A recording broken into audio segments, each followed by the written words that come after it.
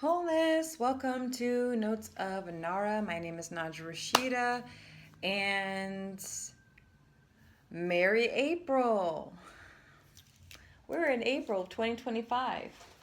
I can't believe the progression of time, and a lot has happened this year. I almost said school year, but just so far within the past 3 months. But just my journey with grad school and working as an educator, and you know, um, it's been a journey, that's for sure. It has, and I'm so very grateful and thankful to share a little bit of that with you. So to those of you that are new to my channel, I'll watch my subscriptions, but then I don't watch my subscriptions. I do my best to answer or respond to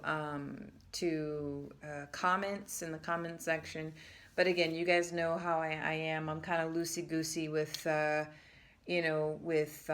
channel, because you're only getting a digitized digital version of me. But I hope, if anything, you walk away with 10% of what I share with you on this channel. So if you're new, welcome, wholeness to you.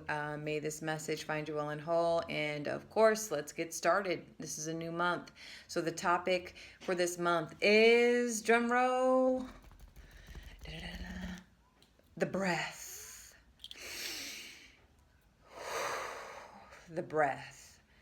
We're going to discuss everything, my personal insights, philosophies on the breath, the power of the breath, and spirituality and consciousness. And I am in the middle of kind of but I am redefining what that is, what consciousness is to me, and the importance of connecting to the breath.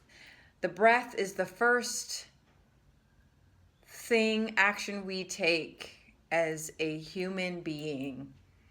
We inhale and then we exhale, right? And we scream our little tiny lungs out because of how painful it is to be outside the womb. And the last thing that we do, the last physical thing that we do in this body, in this vessel, in our form, is what we breathe. We inhale, we take in our last breath, and we exhale. And that breath takes us to another place. I look at the breath as a vehicle between worlds. The breath can take you, the breath can shake you, the breath can stop you in your tracks. There's so much to get into on this topic, and I'm just in the biggest topic, or I should say focal point of this conversation with you today is God. Right, the big question. God to me is the big question. It's the end all, the alpha omega, the man in the sky, right? Our sky daddy, as some atheists like to say. I will say, when we discuss God and God consciousness, spirituality, some of what I say you may find offensive, or it may rub you the wrong way. All I can say is, with all respect, that is not my intention. However, it's just to help you question what your beliefs are. People of true faith are not easily stirred. People of true faith are not easily offended either.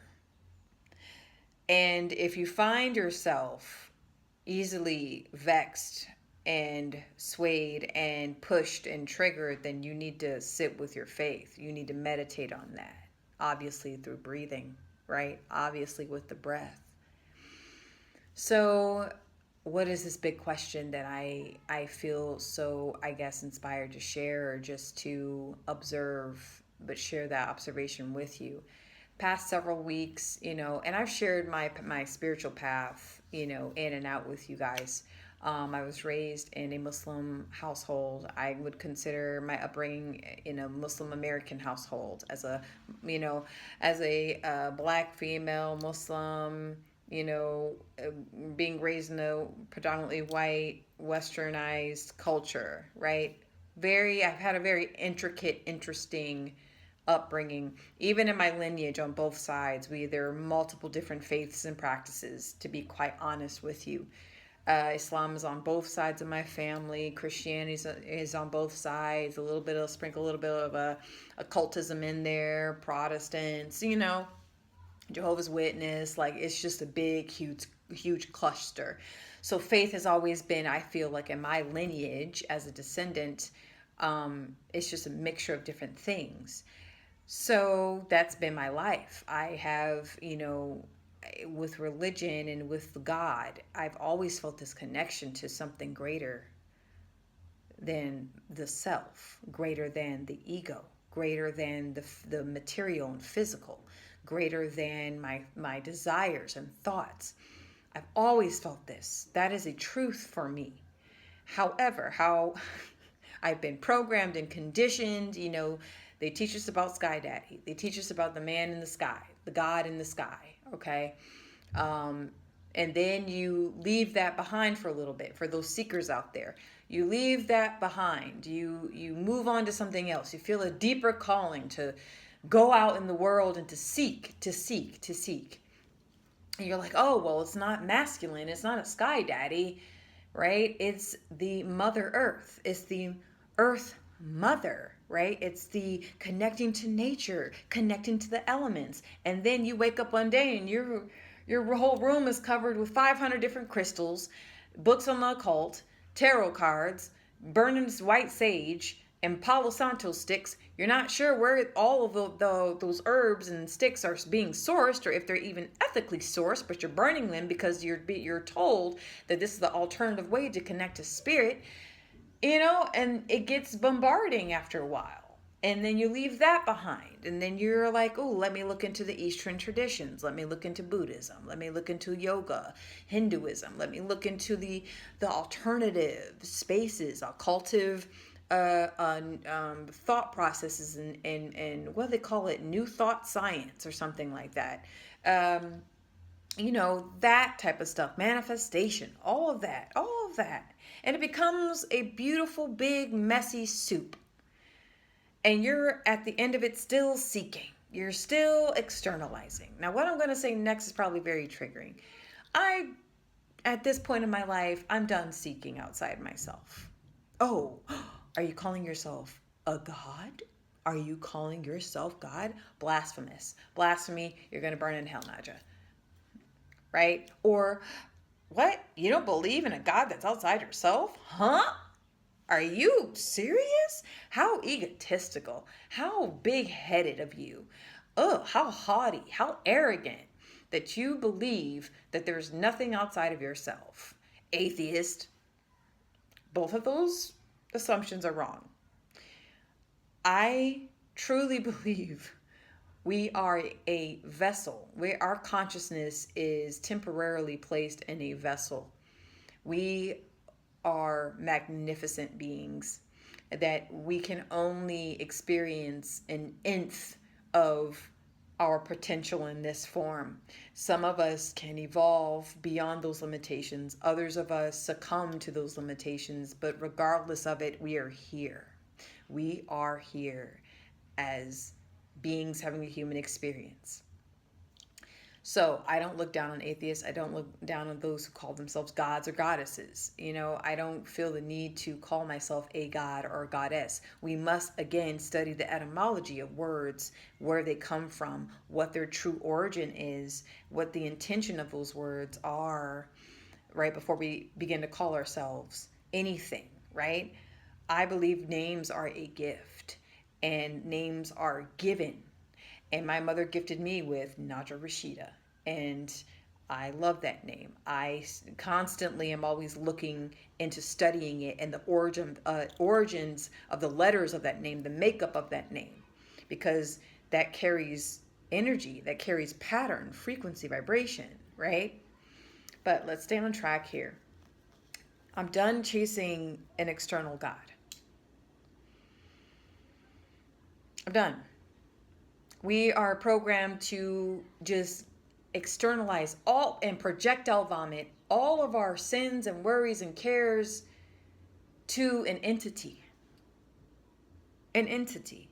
You have a Muslim God, you got a Jewish God, you got Yahweh, you got Allah, you got Jesus, you got Hecate, you got, oh my God, there's thousands upon thousands upon thousands upon thousands upon thousands of entities to connect to. But here's the thing, and what I would like for you to question: do you all believe that all of these external gods are just fragmented aspects of our own consciousness? All of the gods and entities that I've mentioned to you, we carry within our own being. And yes, the external practices and religious practices, spiritual practices, right, can awaken certain aspects of our consciousness if we are diligent, we are genuine, and we are disciplined in that practice. You go ahead and you recite Latin verses from the Old Testament or something, or a Catholic, practice. I don't know the name of that, okay? But, it opens something in you, like reciting a surah. It opens something. That first surah in the Quran is Al-Fatiha, the opening, right?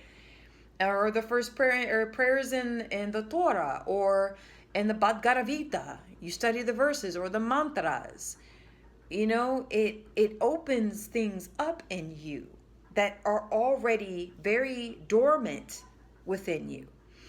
Even with the Wiccan path, or in covens and witchcraft and stuff like that, people have a lot of reservations to what used to be very natural for human beings, right? Very, very natural. They will slap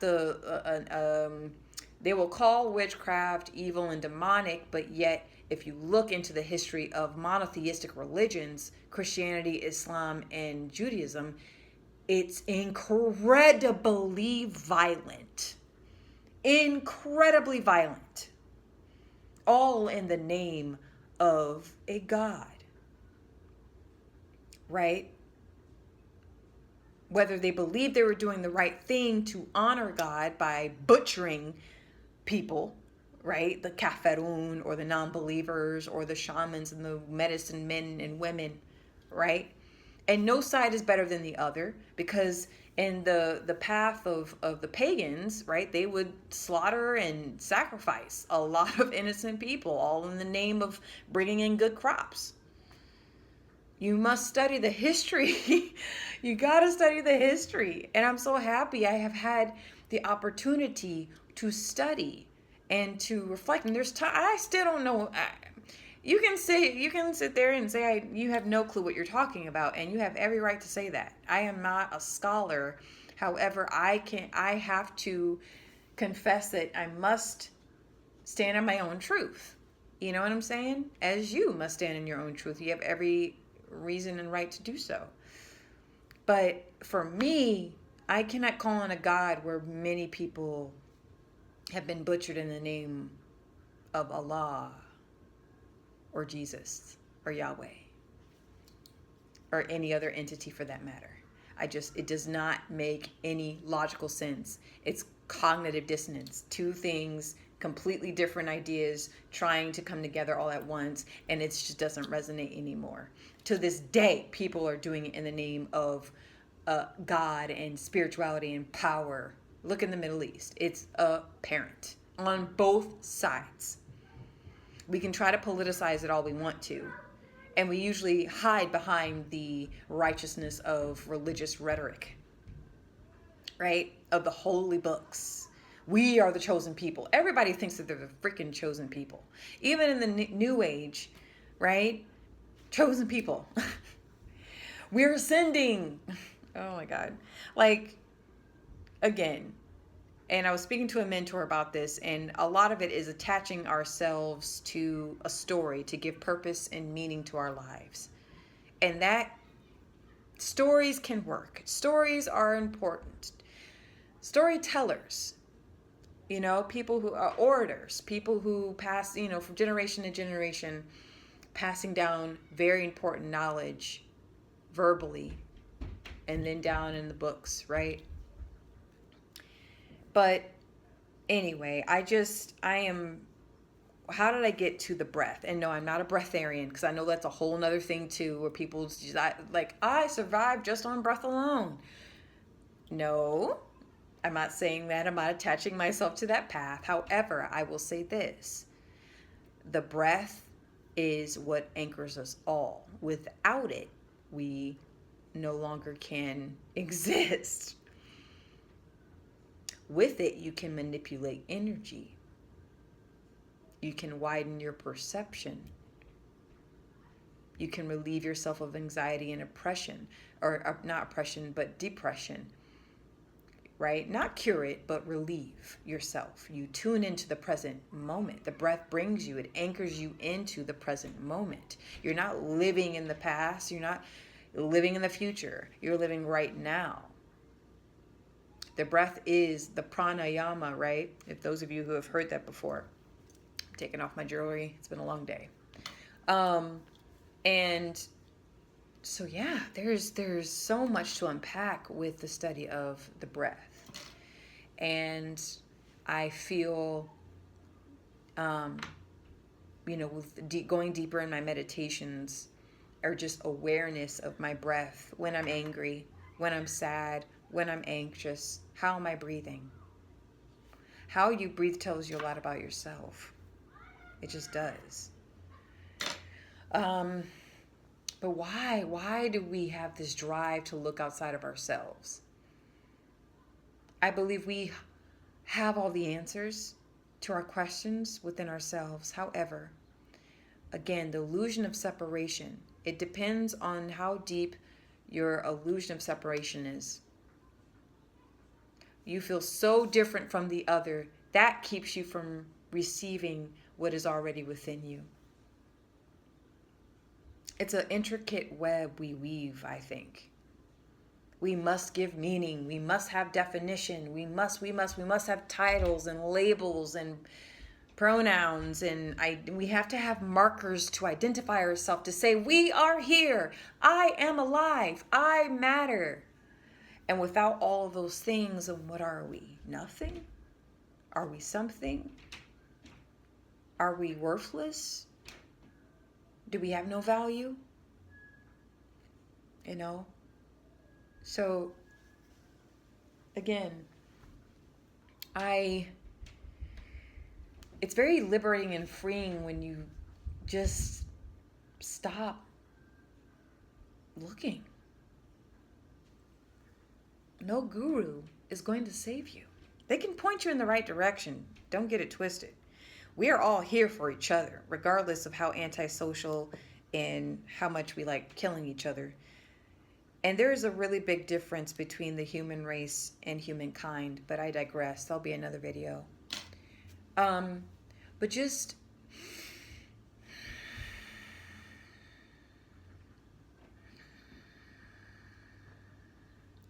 breathing, hitting that reset button.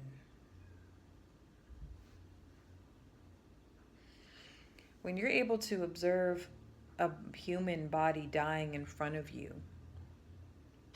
and they're gasping for their last breath, right?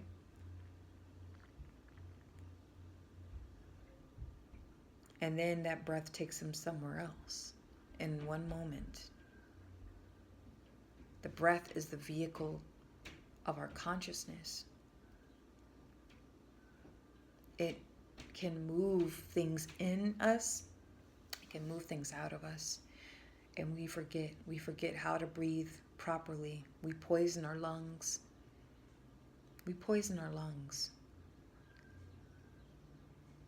I've never liked cigarette smoke. And if you're a smoker and you're watching this, I pray that you find some way to quit. I always thought that cigarette smoke smelled like ass. Excuse my French, but it just smells so awful. And it carries a very heavy and dense energy. I've even stopped burning incense. Thousands of years ago, it used to be pure. It used to the materials and the ingredients that they would use to formulate incense in the East were pure. They were organic, truly organic. You didn't, but now they have all kinds of fragrances and parfum, right? Parfum. That's a chemical that they put in 85% of the products that you use in your body, that you cook with, that you use all around you.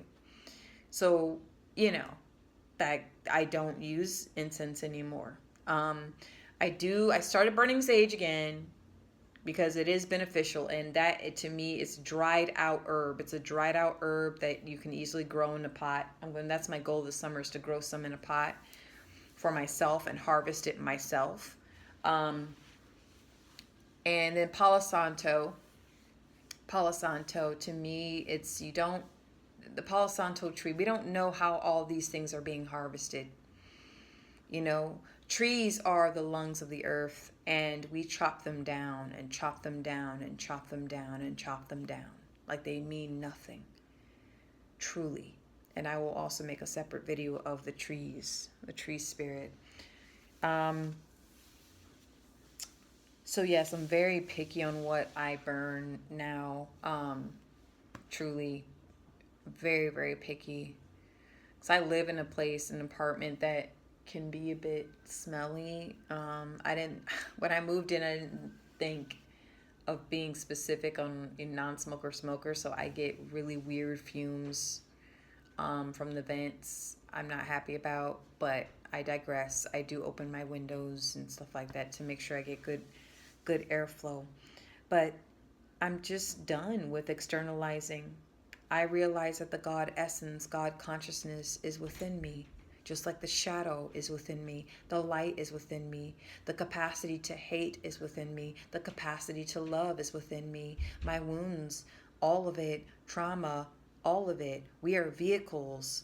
We're electromagnetic beings. We're electric. We're full of life. And whatever that is dead within us, we have to learn to release or alchemize in some way. Breath is an awesome way to do that.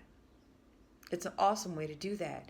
And look, I'm not denouncing anyone, work or activate the aspect of, let's say, Allah in you, or Yahweh, or Ganima, or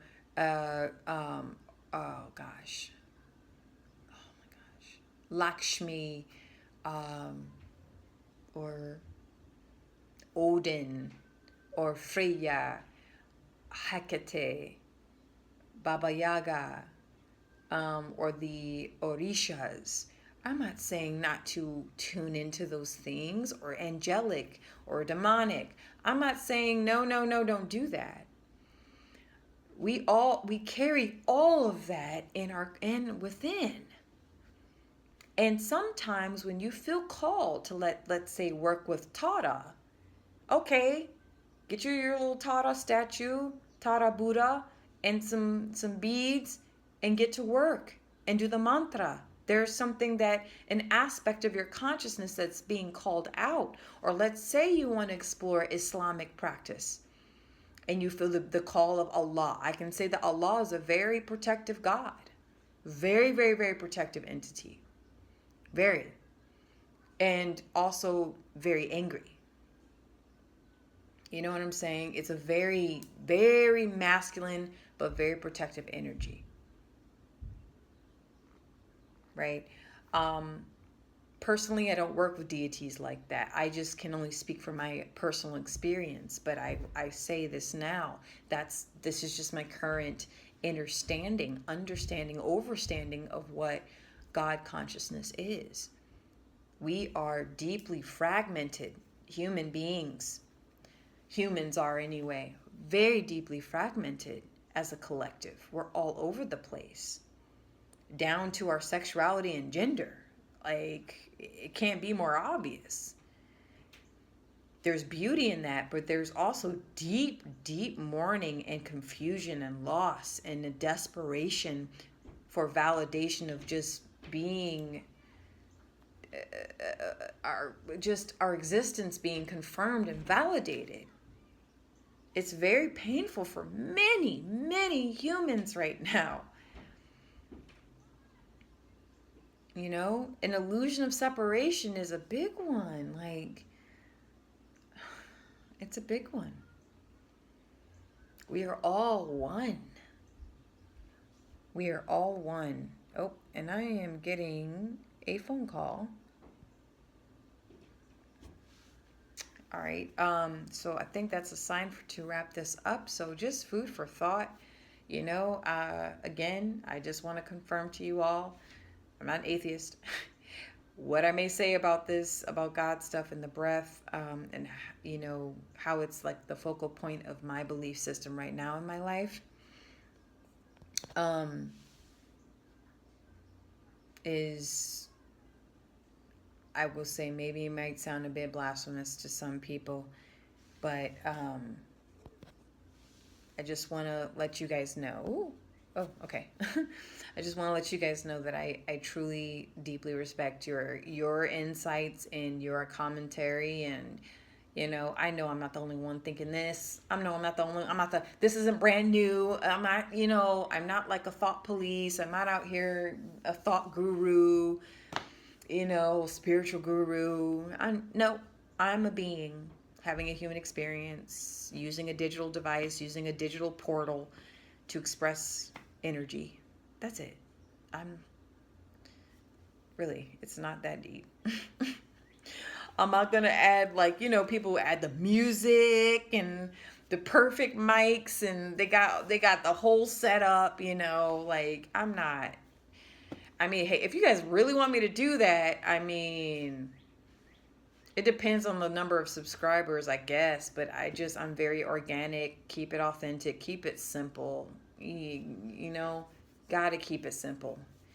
Gotta keep it simple. I'm not trying to do all that. I'm in grad school. I work full time. I got ish to do, man. So,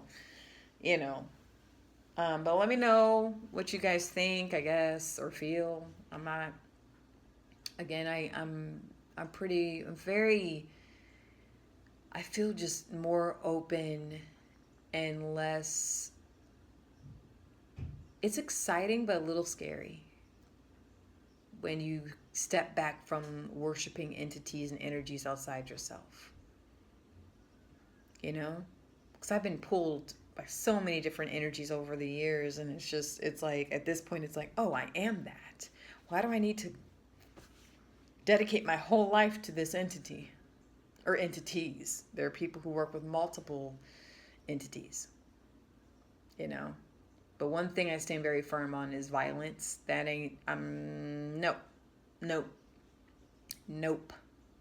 you don't believe in my God, absolutely not. And that's all, it's full of history. His story is full of violence in the name of a God. And people can say, no.